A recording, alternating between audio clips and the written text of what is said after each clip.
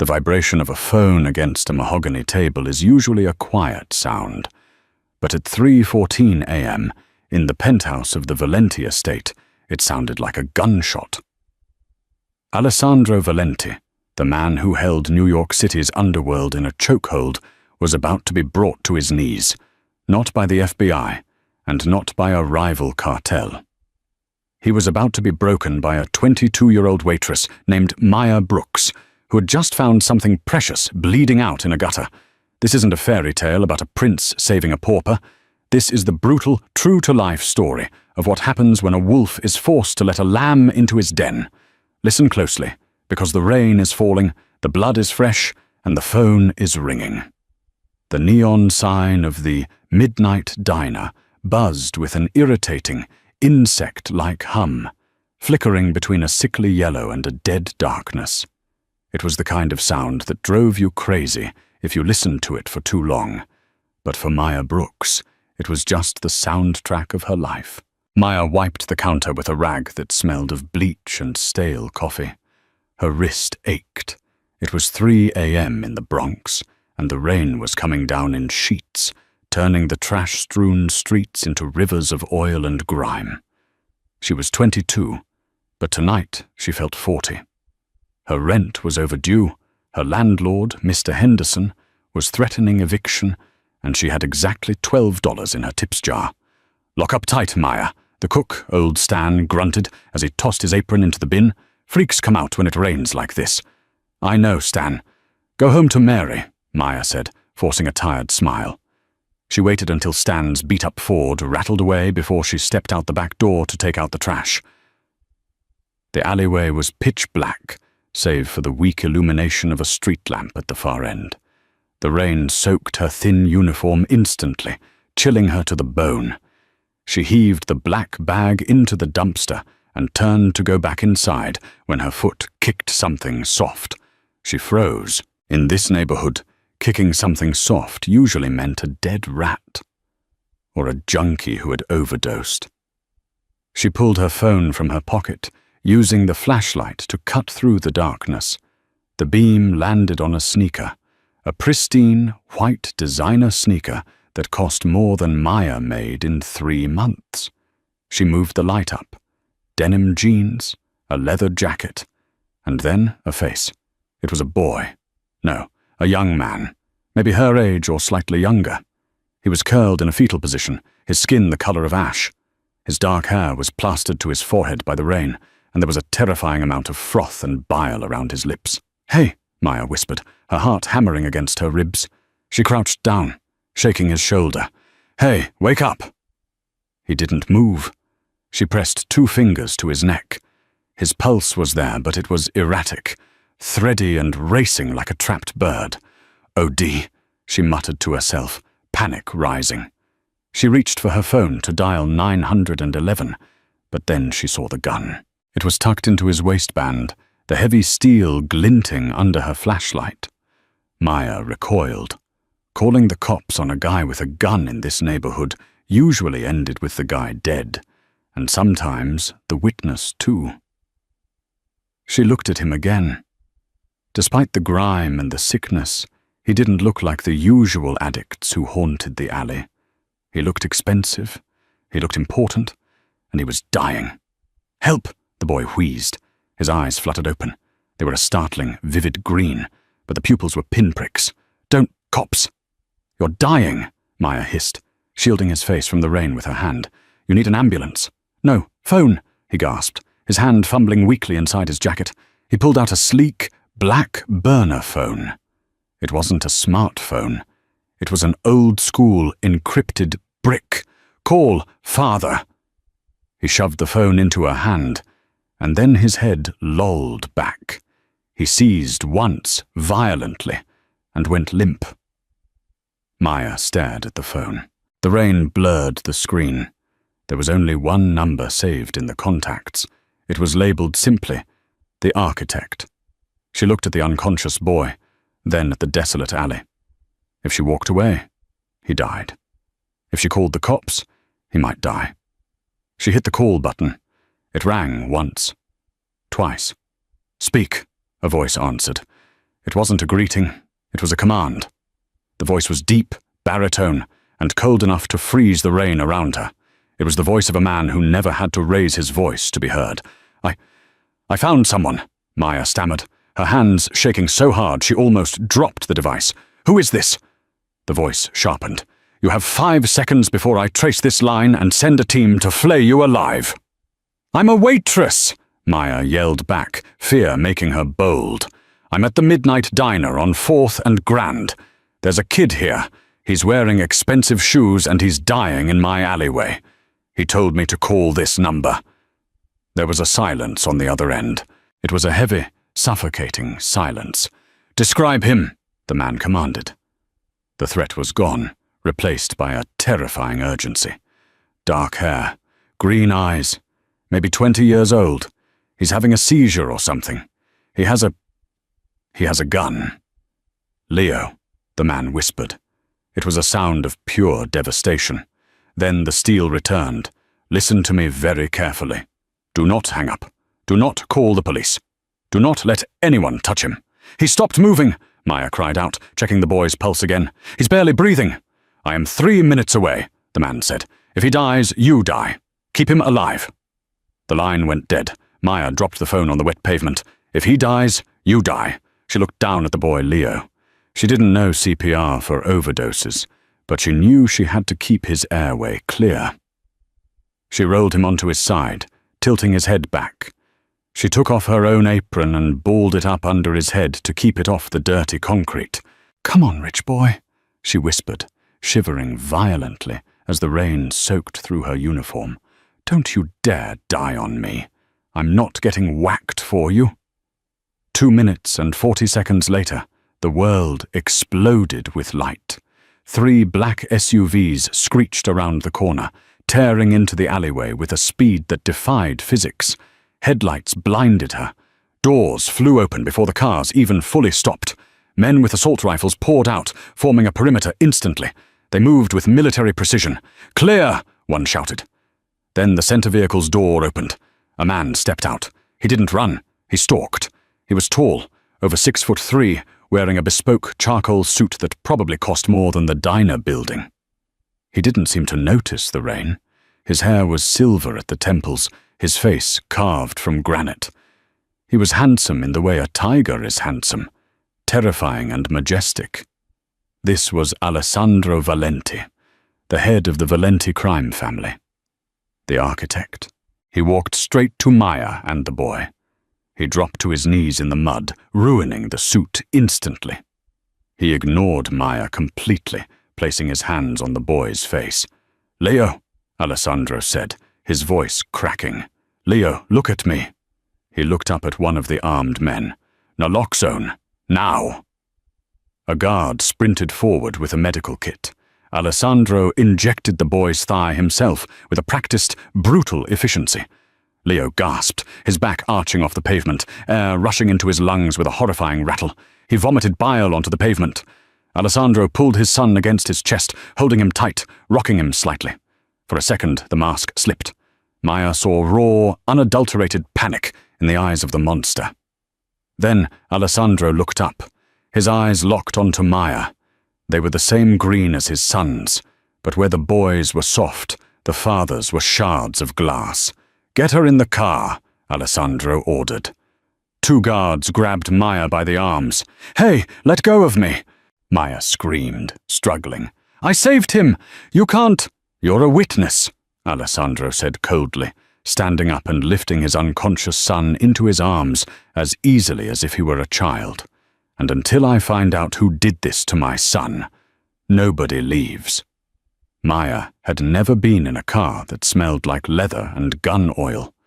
She was squeezed into the back seat of the second SUV, sandwiched between 2 men who looked like they chewed rocks for breakfast. They didn't go to a hospital. Maya realized that quickly. They were heading out of the city, towards the wealthy estates of Long Island. Where are we going? She asked, her voice trembling. He needs a doctor. We have doctors. The guard on her left, a man with a scar running through his eyebrow, grunted. Better ones than St. Jude, S. 20 minutes later, they passed through massive iron gates adorned with a V. The estate was a fortress, high walls, cameras everywhere, and a mansion that looked more like a museum than a home. The car stopped. Maya was hauled out and marched inside. The foyer was marble. A crystal chandelier hung from the ceiling. It was beautiful, but it felt like a mausoleum. Cold, sterile. She was shoved into a room that looked like a library. "Wait here," the guard said, and locked the door. Maya stood there, dripping wet, shivering, her cheap waitress sneakers squeaking on the Persian rug. She hugged herself, adrenaline slowly fading into a deep, cold fear. She knew who Alessandro Valenti was. Everyone in New York knew the name, even if they whispered it. He was the reason the docks ran on time. He was the reason certain judges got elected. An hour passed. Finally, the double doors opened. Alessandro walked in. He had changed out of the mud-stained suit into a black button-down shirt and slacks. He looked exhausted. He held 2 tumblers of amber liquid. He walked over to Maya and held one out. "Drink," he said.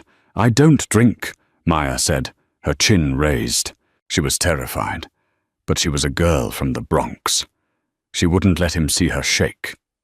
Alessandro paused, looking at her with a strange curiosity. He set the glass down on a side table. He took a sip of his own. "He's alive," Alessandro said, "stabilized. It wasn't just heroin. It was laced with arsenic.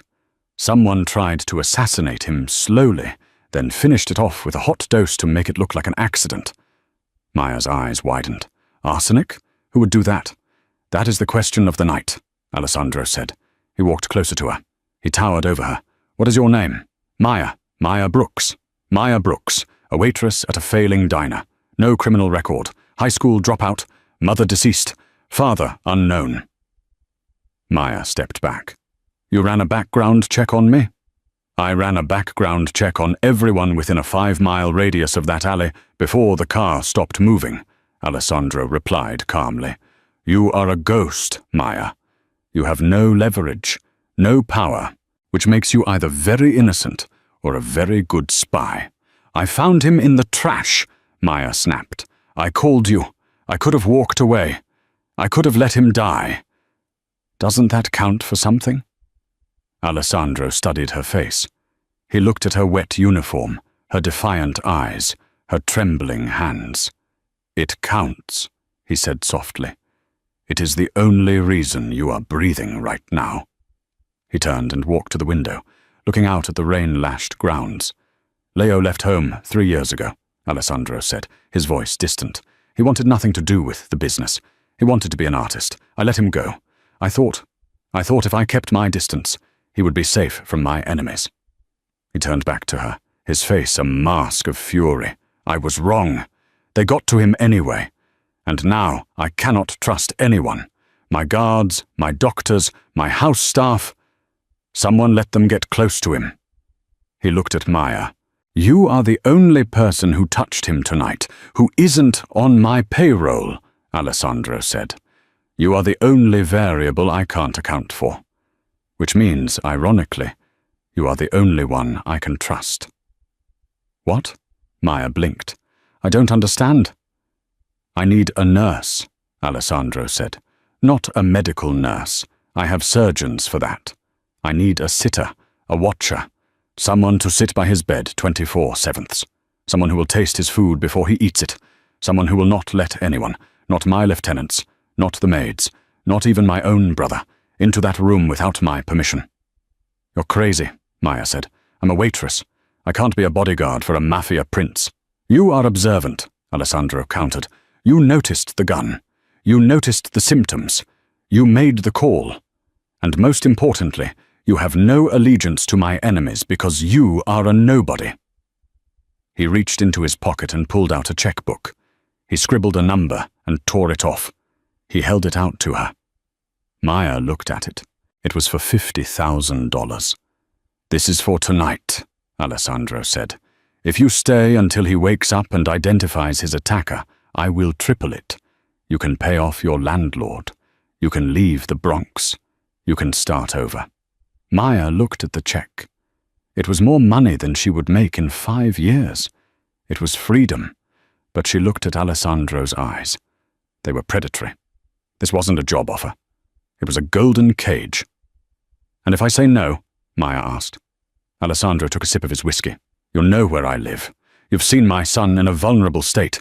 If you walk out that door, I can't guarantee your safety.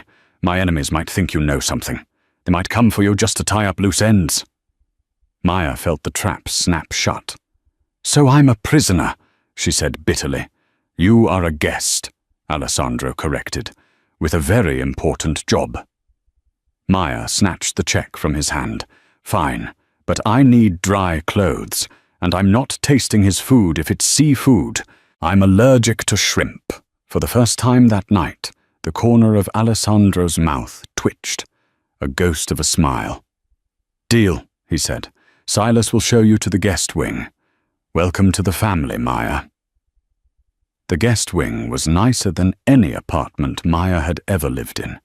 She had a bathroom with a tub the size of a swimming pool. Silas, the scary guard with the scar, had brought her clothes, expensive silk pajamas that belonged to Alessandro's ex-wife, or maybe a mistress. Maya tried not to think about it.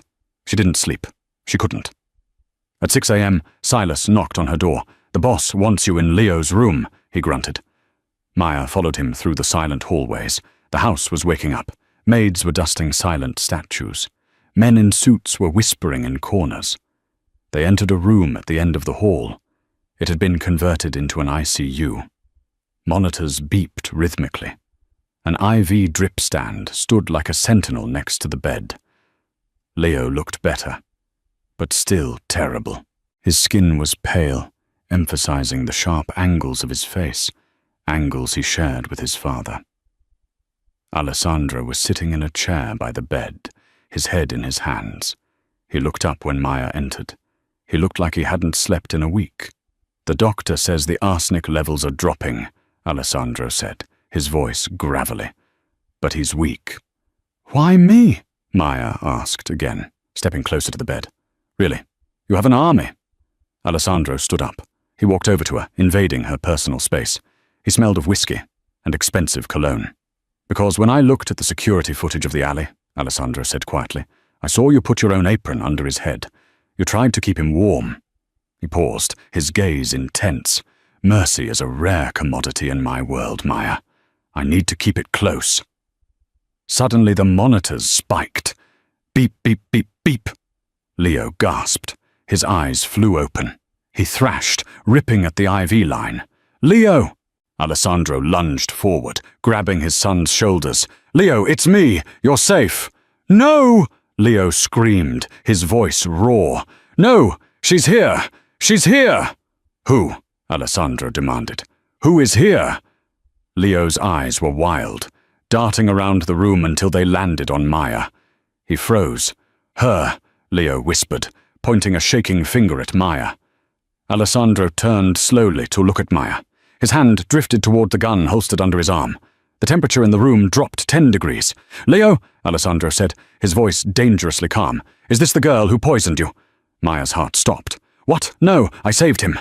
"She—" Leo wheezed, staring at Maya with wide, terrified eyes. "She looks just like her." "Like who?" Alessandro barked. "My mother," Leo whispered. Silence. Absolute, crushing silence. Maya looked at Alessandro. Alessandro looked at Maya. He really looked at her this time. He looked at the shape of her eyes, the curve of her jaw, the way her hair fell. Alessandro's face went white. "That's impossible," Alessandro muttered. "Your mother died in the fire 20 years ago." "I know what I saw," Leo gasped, gripping his father's arm. "The woman who gave me the drink. She had those eyes. Maya's eyes." Alessandro turned to Maya. The gun was now in his hand. It wasn't pointed at her, but it was ready. "Who are you really, Maya Brooks?"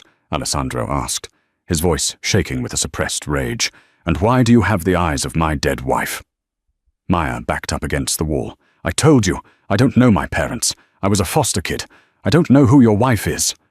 Alessandro stared at her. The air crackled with tension. Silas, Alessandro said without looking away from Maya. Boss? Silas stepped forward. Get a DNA kit, now. Alessandro holstered the gun, but the danger didn't leave his posture. He stepped closer to Maya, trapping her against the wall. He reached out and touched a lock of her hair. If you are lying to me, Alessandro whispered, I will burn this city to the ground to find the truth. But if you are telling the truth... He let the sentence hang. Then what? Maya whispered. Then we have a much bigger problem, Alessandro said, because it means my wife didn't die. It means she's back, and she's trying to kill our son. The hours following the DNA swab were a slow, suffocating torture. The Valenti estate, usually a fortress of absolute order, felt like a bomb waiting to detonate. Maya was confined to the guest suite, but the door was no longer locked. It didn't need to be. Outside, the storm had intensified, thunder rattling the window panes like angry spirits trying to get in. Inside, guards stood at every intersection of the hallway. She sat on the edge of the velvet bed, staring at her hands. They were still stained with grime from the alleyway, despite her scrubbing. She felt like an alien in this world of silk and marble. Around 10 a.m. the door creaked open. It wasn't Silas. It was Alessandro. He looked different. The pristine suit jacket was gone, his tie loosened, sleeves rolled up to reveal forearms corded with muscle and marked by faint white scars. He held a silver tray with a pot of coffee and 2 cups. The results take 6 hours, he said, his voice devoid of inflection. He set the tray down on a small table by the window. We have 2 left. I didn't poison him, Maya said, her voice small but firm. I swear. Alessandro poured the coffee. The liquid was dark as crude oil. I know. Maya blinked. You know? Then why the test? Why the gun? Because Leo believes you did, Alessandro said, handing her a cup. He sat in the armchair opposite her, his long legs stretched out. And my son has an eye for detail. He saw someone who looked like you. He saw someone who looked like his mother. That means there is a player on the board I cannot see. And I hate fighting in the dark. He took a sip, his green eyes boring into hers. Tell me about your parents, Maya. The truth. Maya wrapped her hands around the warm ceramic cup. There isn't much to tell. I was found in a basket on the steps of a fire station in Queens, April 12th, 2002.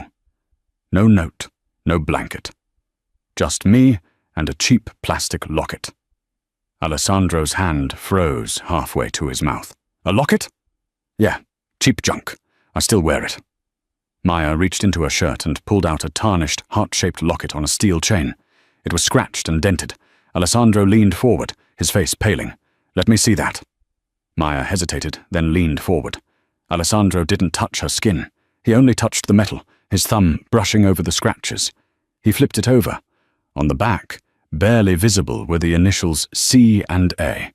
The cup in Alessandro's other hand rattled against the saucer. He set it down with a sharp clatter. Where did you get this? He whispered. I told you it was with me when I was found, Maya said, frightened by his reaction. Why? Does it mean something? Alessandro stood up abruptly, walking to the window. He looked like he'd been punched in the gut. Camilla, he said, his voice rough. My wife. Her name was Camilla. On our first anniversary, when we were broke and I was just a soldier in my father's army, I couldn't afford diamonds. I bought her a cheap locket from a street vendor. I carved our initials into the back with a switchblade.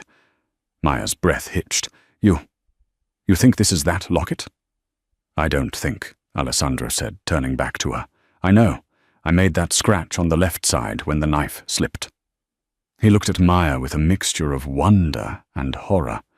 Camilla was pregnant when she died, or so we thought. The fire, there was nothing left to bury. The coroner said the heat was too intense. So, Maya's mind reeled. I'm your daughter. The room went silent. The implications were massive. If she was his daughter, she was the heiress to the biggest crime syndicate in New York. If she was his daughter, The man she had been terrified of was her father. Alessandro looked at her, searching for his own features in her face.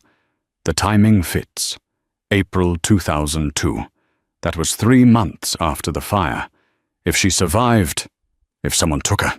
His fists clenched. If someone took my wife and kept her alive long enough to give birth to you, and then threw you away. The violence radiating off him was palpable. It wasn't directed at her, but it filled the room like smoke. "Boss!" The door burst open. Silas stood there, his face covered in sweat. He held a tablet. "The DNA results came in early," Silas panted. "The lab rushed it." Alessandro snatched the tablet. He swiped through the data, his eyes scanning the lines of code and percentages. Maya held her breath. Alessandro froze. He read the line again. Then a third time. He lowered the tablet slowly. He looked at Maya. The expression on his face was unreadable. "What?" Maya asked, her heart pounding. "Am I?" "No," Alessandro said quietly. "No?" "You are not my daughter," Alessandro said. "There is zero match for paternity." Maya let out a breath she didn't know she was holding. She felt a strange mix of relief and disappointment. "Then the locket. It's just a coincidence." "No," Alessandro said, his voice turning icy. "It is not a coincidence. Look at the second page. Maternal lineage." He turned the tablet to face her. "Maternal match, 99.9%. Subject, unknown female. Matches genetic markers of deceased, Camilla Valenti. You are not my daughter," Alessandro said, stepping closer. "You are Camilla's daughter. But I am not your father." Maya stared at him. "How is that possible? You said she was your wife." "She was," Alessandro said. "But if this test is accurate, it means she had a child with another man. Or—" He paused, a dark realization dawning in his eyes. "Or," he whispered, "Camilla had a twin." Before Maya could ask what he meant, the lights went out. Not just in the room, the entire estate plunged into darkness. The hum of the ventilation system died. The electronic locks on the doors clicked open. "Get down!" Silas screamed. Crash! The window behind Alessandro shattered inward. A canister hissed across the floor, spewing thick white smoke.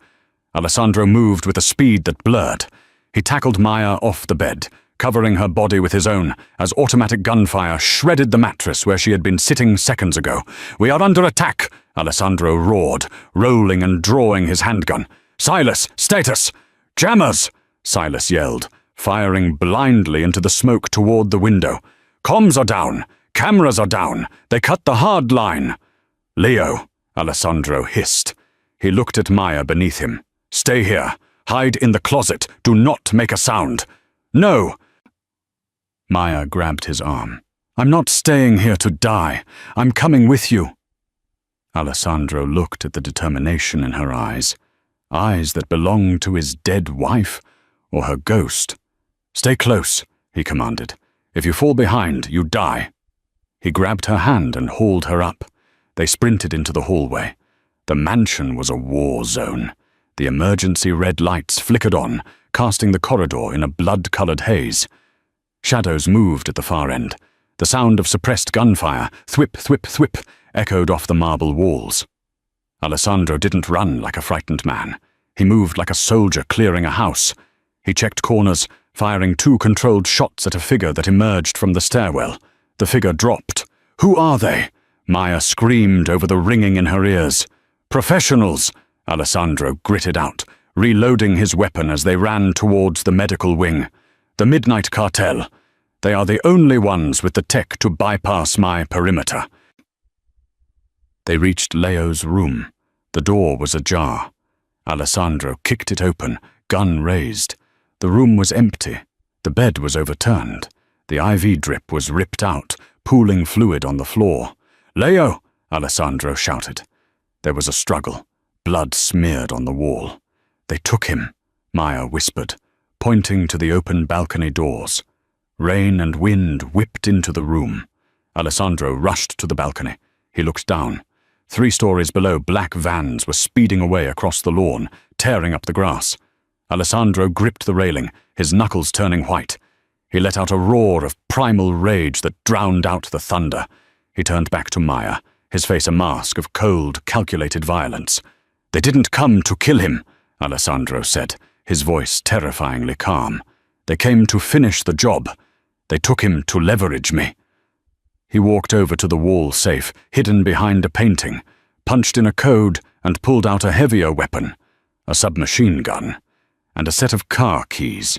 "Let's go," he said to Maya. "Go where?" "To get my son back," Alessandro said, "and to ask your mother why she betrayed me."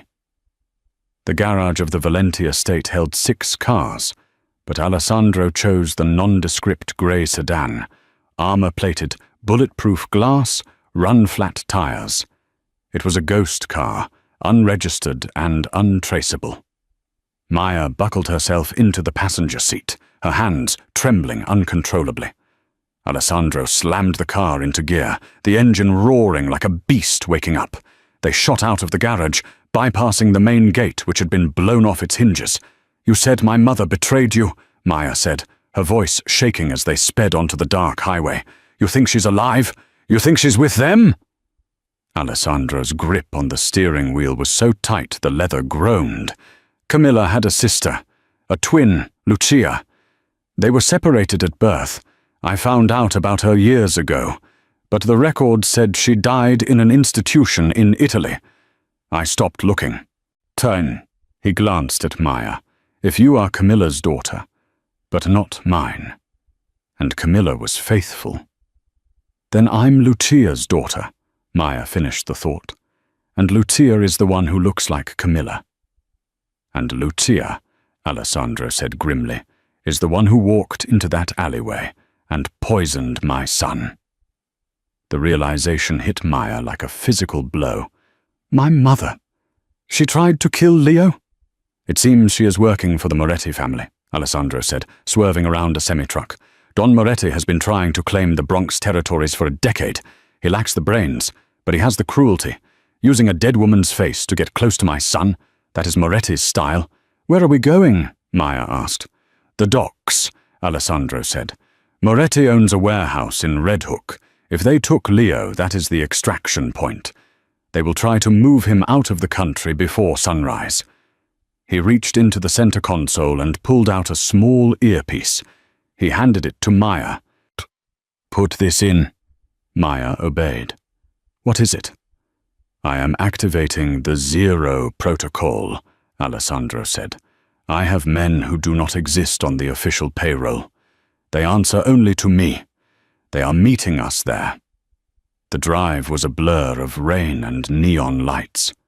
Alessandro drove with a terrifying precision, running red lights, weaving through traffic. He was a man possessed. When they reached the industrial district of Red Hook, the rain had turned into a deluge. Alessandro killed the headlights. He drove down a narrow service road between stacks of shipping containers. "We walk from here," he said, killing the engine. They got out into the pouring rain. Alessandro handed Maya a small pistol. "Do you know how to use this?" "No," Maya said, staring at the gun as if it were a venomous snake. "Point, pull, don't hesitate," Alessandro said. "Safety is off. Put it in your pocket. Only use it if they touch you." They moved through the maze of containers. Ahead, a large warehouse was lit up with floodlights. Men with rifles patrolled the perimeter. "There," Alessandro pointed. A black van, the same one from the estate, was parked near the loading bay. Suddenly, a voice crackled in Alessandro's ear. "Boss, we are in position. Snipers on the crane. Breach team at the rear." "Wait for my signal," Alessandro whispered into his lapel mic. He turned to Maya. "Stay here, behind this container. Do not move." "But, Maya," he grabbed her shoulders. For a second, his eyes softened. "You saved him once. Let me save him now. If this goes wrong, run. Don't look back." He turned and melted into the shadows. Maya waited. The rain soaked her clothes, plastering her hair to her face. She counted the seconds. 1 minute. 2 minutes. Then, hell broke loose. Boom! The back wall of the warehouse exploded inward. Gunfire erupted instantly. The guards at the front ran towards the blast. Maya peered around the corner. She saw Alessandro. He wasn't hiding. He was walking straight toward the loading bay door, firing his submachine gun with lethal accuracy. Men dropped around him. He was a force of nature, unstoppable. He disappeared inside the warehouse. Maya couldn't stay back. A pull in her gut, an instinct she didn't know she had, drew her forward. She ran across the open pavement, dodging behind a forklift, then slipping through the side door. The inside of the warehouse was cavernous. Catwalks lined the ceiling. In the center, under a bright hanging light, a chair was set up. Leo was tied to it. He was conscious, but barely. His face was bruised. Standing next to him was a man in a white suit, Don Moretti. He was fat, balding, and sweating. He held a gun to Leo's temple. But it wasn't Moretti that made Maya stop breathing. It was the woman standing next to him. She wore a red trench coat. Her dark hair was wet. She turned as Alessandro entered the main floor. Maya gasped. It was like looking in a mirror, an older, colder, harder mirror. The woman had Maya's face. She had the same eyes. "Hello, Alessandro," the woman said. Her voice was smooth, like velvet wrapped around a razor blade. Alessandro stopped 10 feet away. He leveled his gun at Moretti, but his eyes were on the woman. "Lucia," Alessandro said. "You remember the name?" The woman smiled. "I'm touched. I thought you only had eyes for my perfect, saintly sister." "Let the boy go," Alessandro said. "This is between us." "Oh no," Moretti laughed, pressing the gun harder into Leo's skull. "This is business, Valenti. You sign over the shipping routes or the boy's brains paint the floor. And there is a bonus," Lucia purred. She stepped forward. "I want the girl." Alessandro didn't flinch. "What girl?" "Don't play dumb," Lucia snapped. "My daughter, the one I left in the trash 20 years ago. I know she's with you. My sources told me she found the boy." "Why do you want her?" Alessandro asked. "You threw her away." "Because she is the key to the trust fund my father left," Lucia hissed. The old man was sentimental. He left the entire Moretti fortune to the first-born female of the bloodline. I can't access it. But she can. Maya felt a wave of nausea. She wasn't a person to this woman. She was a key, a paycheck. "She's not here," Alessandro lied. "Liar!" Lucia screamed. "Search the perimeter." Suddenly Leo lifted his head. He looked past Lucia, past Moretti, into the shadows where Maya was hiding behind a crate. His eyes widened. He shook his head slightly. "Don't come out." But Moretti saw the look. He spun around. "Someone's there," Moretti yelled. He fired a shot wildly into the crates. The bullet sparked off the metal inches from Maya's face. She shrieked, scrambling back. "Gotcha!" Moretti laughed. "Bring her out!" 2 guards rushed Maya's position. She remembered the gun in her pocket. Point, pull. She pulled it out, closed her eyes, and fired. Bang! She missed the men. But she hit a hydraulic line on the forklift above them. High-pressure oil sprayed out, blinding the guards. They slipped and fell. Maya scrambled to her feet and ran, not away, but toward Alessandro. "Maya, get down!" Alessandro roared. He opened fire. He took out the 2 guards chasing her. Maya slid across the concrete floor, coming to a stop behind a stack of pallets near Alessandro. "I told you to stay in the car!" Alessandro yelled, reloading. "She's my mother!" Maya yelled back, gesturing to Lucia. "I had to see." Lucia looked at Maya. There was no love in her eyes, only greed. "Well, well," Lucia sneered. "Look at you. You have your father's weak chin. A shame he died screaming, just like this boy is going to." "Enough talk," Moretti shouted. "Kill them all!" Moretti raised his gun to shoot Leo. Click. Nothing happened. Moretti looked at his gun, confused. The guard standing behind Moretti, a tall man with a scar over his eye, stepped forward. He placed a pistol against the back of Moretti's head. "Drop it, Don Moretti," the guard said. It was Silas. Alessandro lowered his weapon, but didn't smile. "Silas?" Moretti stammered. "What are you doing? I paid you triple." "You did," Silas said calmly, And then I told Mr. Valenti exactly how much you paid me, and he matched it. And then he added a retirement plan. Silas looked at Alessandro. Sorry about the theatrics at the house, boss. Had to make it look real to get them to bring us to the main hub. Alessandro nodded. You did well. Maya stared. The mole wasn't a mole. It was a double agent. Now, Alessandro said, stepping forward, his voice dropping to a terrifying whisper. Lucia, get on your knees. Lucia looked around. Her guards were dead or held at gunpoint by Alessandro's shadow team, who had silently repelled from the skylights. She was alone. She looked at Maya. A cruel, desperate smile formed on her lips. You won't kill me, Lucia said. I'm her mother, and I'm the only one who knows the antidote. Alessandro froze. What? I didn't just use arsenic on the boy, Lucia laughed, backing away toward the edge of the loading dock. I used a slow-acting neurotoxin too. He has maybe an hour before his brain melts. She pulled a small vial from her pocket and dangled it over the dark water of the harbour below. Let me go, Lucia threatened, or the boy dies. Alessandro looked at Leo. Leo was pale, sweat dripping down his face. He was fading. Alessandro looked at Maya. Let her go, Alessandro said. No, Maya shouted. She'll just come back. She has the antidote, Alessandro roared. Lucia smirked. Smart man. She tossed the vial to Alessandro. He caught it. Ciao, daughter, Lucia waved. She jumped from the loading dock onto a waiting speedboat below. The engine roared, and she sped off into the rainy night. Alessandro didn't watch her go. He rushed to Leo, uncorking the vial. Drink, he ordered. Leo drank. He coughed, sputtered, and then took a deep, clear breath. The colour began to return to his cheeks almost instantly. Alessandro slumped against the chair, closing his eyes.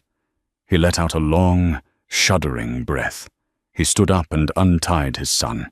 Leo hugged him. A fierce, desperate hug. Then Alessandro turned to Maya.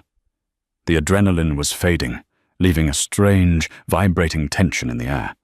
He walked over to her. He checked her for injuries, his hands hovering over her shoulders. You disobeyed a direct order, he said softly. I saved your flank, Maya countered, her voice trembling. Alessandro looked at her, really looked at her. The rain was drumming on the metal roof. The danger was over, but something else was beginning. You have your mother's face, Alessandro whispered, reaching out to brush a wet strand of hair from her cheek. But you have a warrior's heart. That is all your own.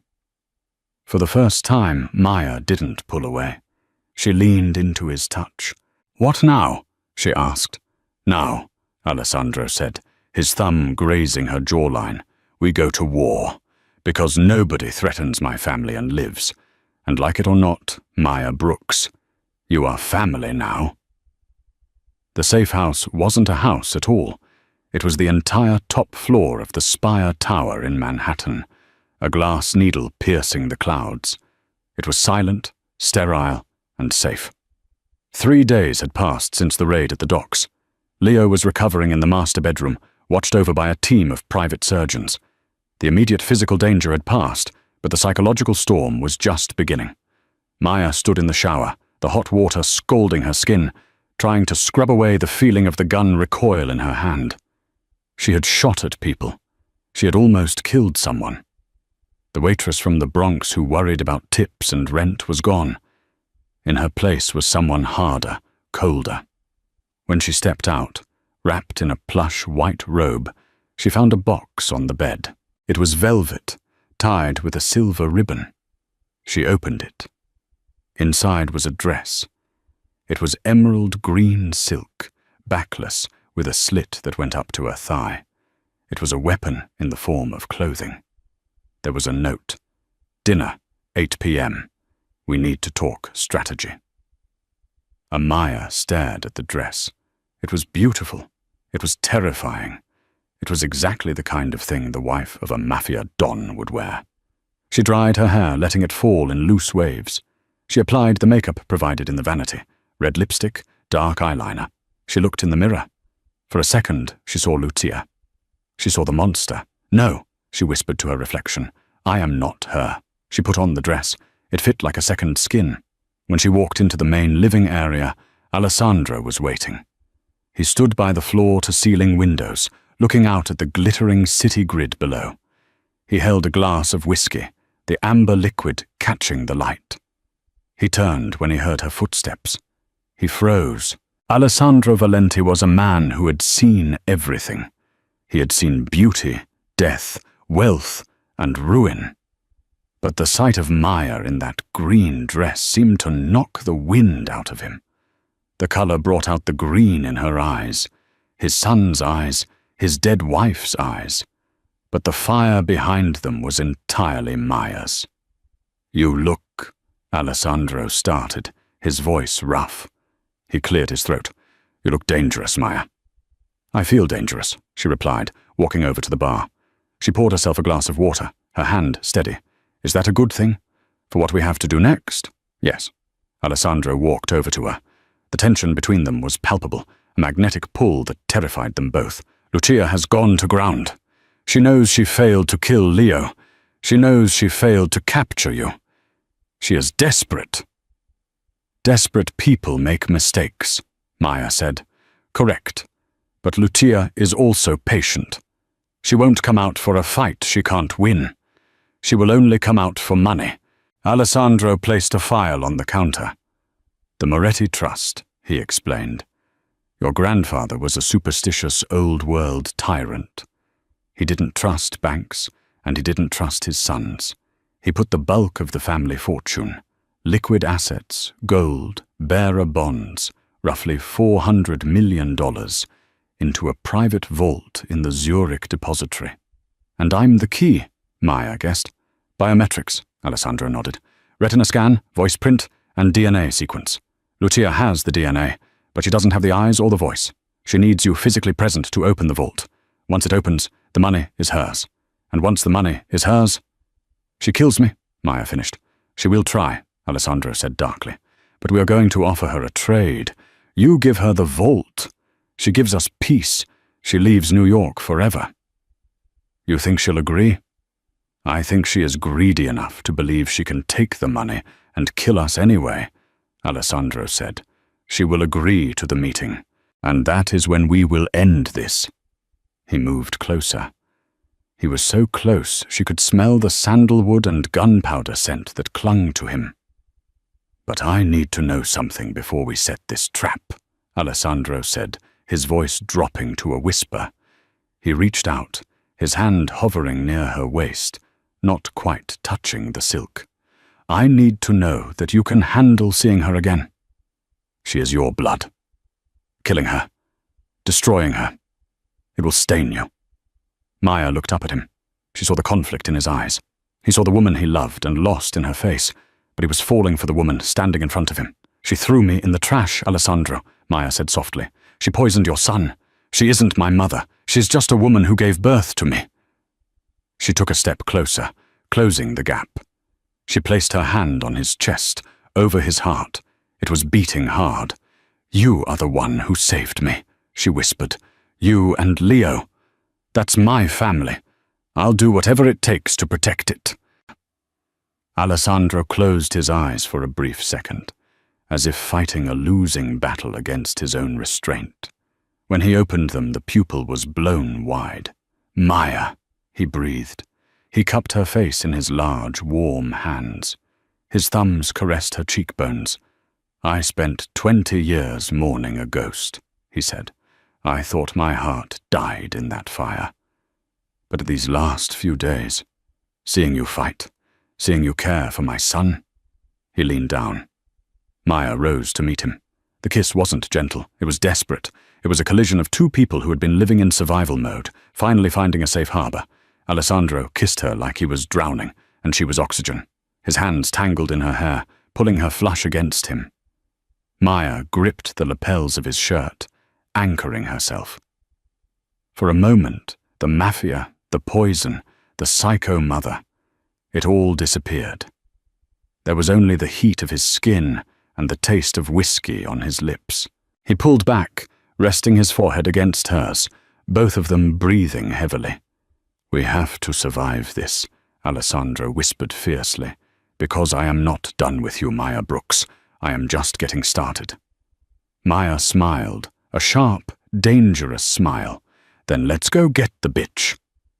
The Zurich depository was silent as a tomb. It was midnight when Maya and Alessandro entered. Lucia sat at the center table, dressed in white, looking like a queen waiting for her tribute. Behind her stood Don Moretti, his hand hovering near his gun. "Scan the eye," Lucia commanded, sliding the retinal scanner across the marble table. "Give me the money, and I leave New York forever." Maya, looking stunning in her emerald dress, glanced at Alessandro. He gave a subtle, reassuring nod. She leaned forward. The red laser mapped her eye. Identity confirmed. "Transferring funds," the machine announced. Lucia's eyes glittered with absolute greed. 400 million. Finally. Then the machine chimed. "Transfer complete. Recipient, the New York Foundation for Orphaned Youth." Lucia froze. She stared at the screen. Balance, $0. "What did you do?" Lucia whispered, the blood draining from her face. "I gave it away," Maya said calmly, standing up. "Every single cent. You wanted the fortune, Mother. It's gone. I donated it all." Lucia screamed, a primal sound of pure rage. She snatched a silver steak knife from the table and lunged across it, aiming for Maya's throat. Alessandro moved faster than thought. He intercepted Lucia's wrist mid-air, twisting it with bone-crushing force until the knife clattered to the floor. He shoved her back, and she collapsed in a heap of white silk. "You're broke, Lucia," Alessandro spat. "And Moretti doesn't work for free." Moretti, realizing the payout was a ghost, holstered his gun and backed towards the exit. "I'm out," he muttered, fleeing into the night. Sirens wailed outside, Alessandro's final play.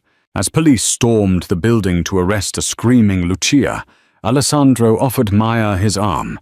"You burned a fortune to win a war," he said, looking at her with intense admiration. "It was never mine," Maya replied, taking his hand. "Let's go home." They walked out into the cool night air, leaving the past in chains behind them, ready to build an empire of their own.